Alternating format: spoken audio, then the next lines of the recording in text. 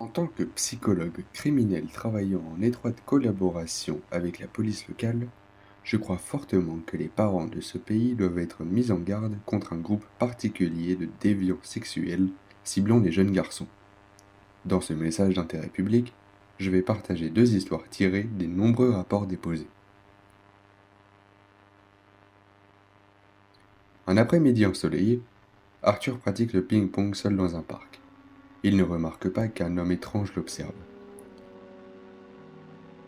L'homme étrange approche Arthur et ramasse l'autre raquette de ping-pong.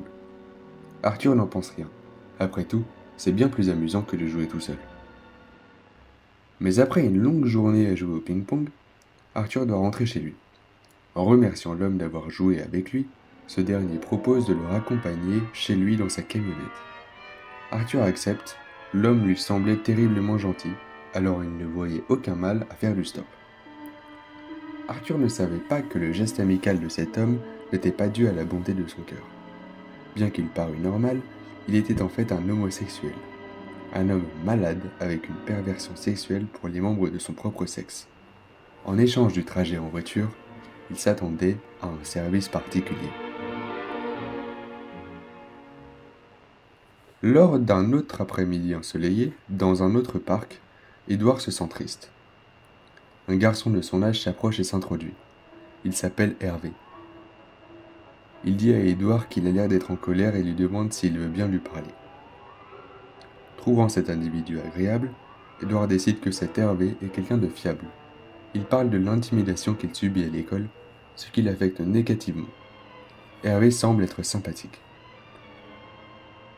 Édouard commence à passer plus de temps avec Hervé en raison de sa nature amicale et non moralisatrice. Ce dernier dit à Édouard qu'il a l'impression de cacher sa vraie personnalité derrière un masque. Édouard ressent aussi cette répression. Pourtant, quand ils sont ensemble, les deux garçons se sentent à l'aise d'être authentiques. Si authentiques même qu'Hervé lui révèle qu'il ne s'intéresse pas aux filles.